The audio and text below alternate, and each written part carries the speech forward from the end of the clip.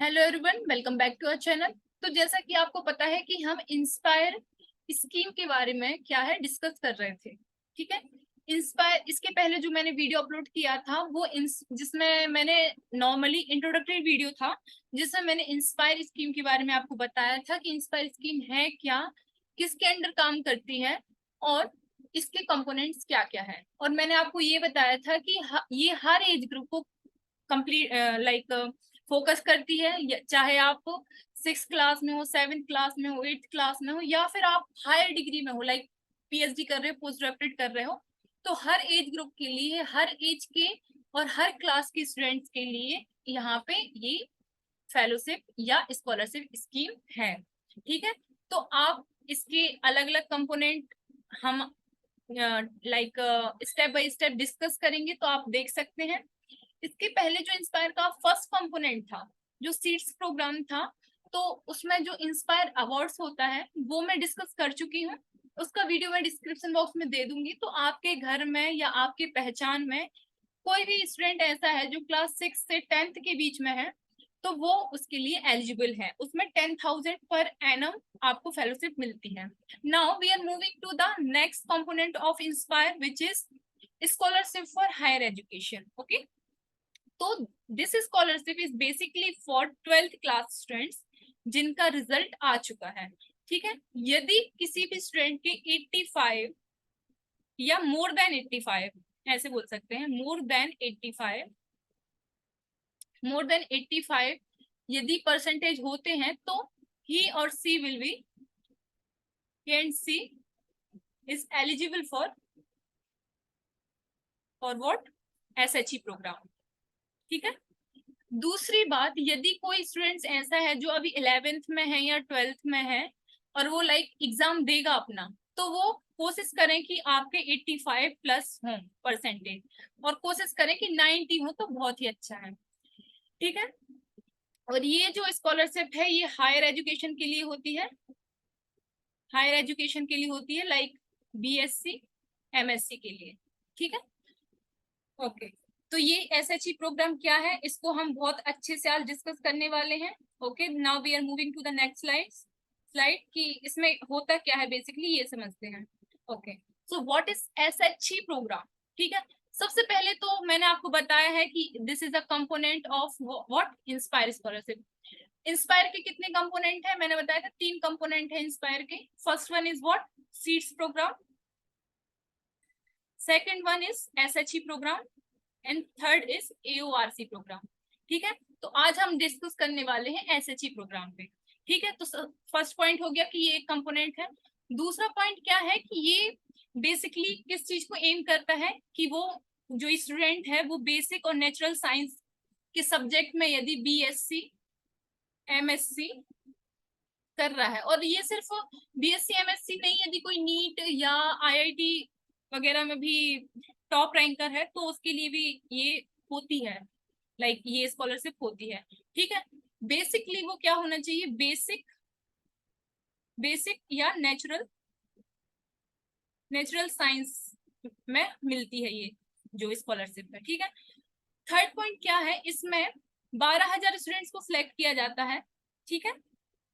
और हर स्टूडेंट को every year 80,000 रुपए आपको मिलेंगे फ्रॉम बीएससी टू एमएससी। मतलब आपको 5 साल में, 5 साल तक, 5 इयर्स तक आपको 80,000 रुपए मिलेंगे। तो ये बहुत बड़ा अमाउंट होता है। तो आप समझ सकते हो कि ये स्कॉलरशिप कितनी इम्पोर्टेंट है। यदि आपको ये मिलती है तो आप अपनी पढ़ाई का जो भी एक्सपेंसेस है वो खुद ही खर्च कर सकते हो, आपको किसी की नीड नहीं है, और आप अपनी फैमिली को भी सपोर्ट कर सकते हो। ठीक है। तो आपको बहुत अच्छे से पढ़ाई करनी है और कोशिश करना है कि 12th में आप इस स्कॉलरशिप को लेने के लिए एलिजिबल हो। ठीक है। अब जब मैंने एलिजिबिलिटी की बात की है, जब मैं बोल रही हूँ कि आप इस स्कॉलरशिप के लिए एलिजिबल हो, तो इसके बाद हम बात कर ही लेते हैं कि कौन अप्लाई कर सकता है, कौन नहीं कर सकता है। इसका मतलब क्या है कि कौन एलिजिबल है या कौन नहीं है। ठीक है। तो सबसे पहले तो क्या है कि जो स्टूडेंट है वो top 1% in their class of 12th exam of any state और सेंट्रल एजुकेशन बोर्ड, मतलब जो भी आप बोल सकते हो इंडिया में अब वो सेंट्रल भी हो सकता है, सेंट्रल एजुकेशन बोर्ड भी हो सकता है और स्टेट एजुकेशन बोर्ड भी हो सकता है। तो यदि मैं इंडिया बोल रही हूँ तो इसमें आप दोनों को कंक्लूड कर सकते हो, स्टेट और क्या है, सेंट्रल। यदि आप यहाँ पे टॉप 1% में लाई करते हो, टॉप 1% में लाई करते हो, तो आप इस स्कॉलरशिप के लिए एलिजिबल हो। इसके बाद हाँ, सिर्फ टॉप 1% में आना ही मकसद नहीं है, इसमें ये भी है कि साथ ही साथ आप उसके बाद में टॉप 1% में तो आ गए, इसके बाद आप जो अपने लाइक ग्रेजुएशन और पोस्ट ग्रेजुएशन वाले जो कोर्स हो हैं वो नेचुरल साइंस में करते हो, तो आप इस स्कॉलरशिप के लिए एलिजिबल है।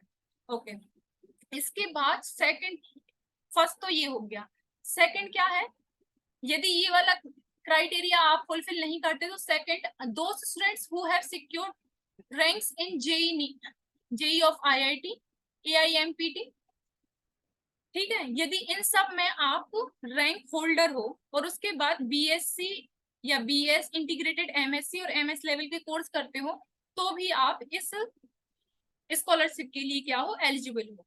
थर्ड क्या है कि वो स्टूडेंट जो कि ये तो है ही कि 1% में तो होना चाहिए किसी भी स्टेट या सेंट्रल बोर्ड से, और इसके बाद यदि वो MS course integrated MS course करते हैं, यदि वो ऑफ विद व्हाट नेचुरल और बेसिक साइंस में from आइजर niger department of atomic energy centre for basic science, university of Mumbai, विश्वा भारती और ये क्या है, शांति निकेतन, यदि इन जगहों से यदि वो एमएस कोर्स करते हैं तो वो भी एलिजिबल है। ठीक है, फोर्थ क्या है कि यदि वो जिसने केवीपीवाई का एग्जाम दिया है और उसमें सिलेक्ट हो गए हैं तो वो भी इसमें अप्लाई कर सकते हैं, लेकिन कंडीशन क्या है कि वो नेचुरल साइंस से ही अपना बैचलर और मास्टर कोर्स करें।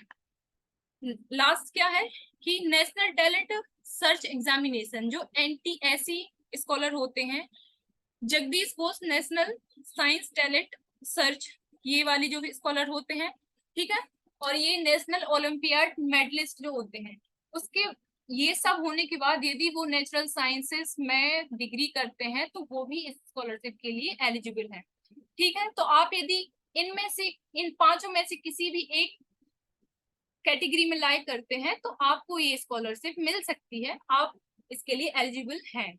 Okay, now we are moving to the next. ये तो हो गया। आप बोलोगे कि आप जब से बात कर रहे हो नेचुरल साइंस, तो नेचुरल साइंस है क्या? तो इसमें बेसिकली क्वेश्चन क्या है, what courses are eligible for offer of INSPIRE scholarship. ठीक है, तो इसमें कौन कौन से कोर्सेज हैं, इसमें बेसिकली 18 कोर्सेज होते हैं। ठीक है, बेसिकली 18 कोर्सेज होते हैं जिसमें physics, chemistry, maths, biology, statics, geology, astrophysics, तो ये 18 कोर्स हैं, आप इसको देख सकते हो। ठीक है, तो आपके पास यदि बीएससी एमएससी में इनमें से कोई एक कॉम्बिनेशन है तो आप इस इंस्पायर स्कॉलरशिप के लिए एलिजिबल। ओके, तो ये सारे जो वीडियो है ये हो गया कौन कौन सी कोर्स है। Okay, so this is all about for inspire scholarship. So this is all from my side, thank you so much for watching. Next video में हम मिलते हैं कुछ और इन्फॉर्मेशन के साथ जिसमें हम इंस्पायर स्कॉलरशिप के बारे में और भी ज्यादा डिस्कस करेंगे। Okay, thank you so much.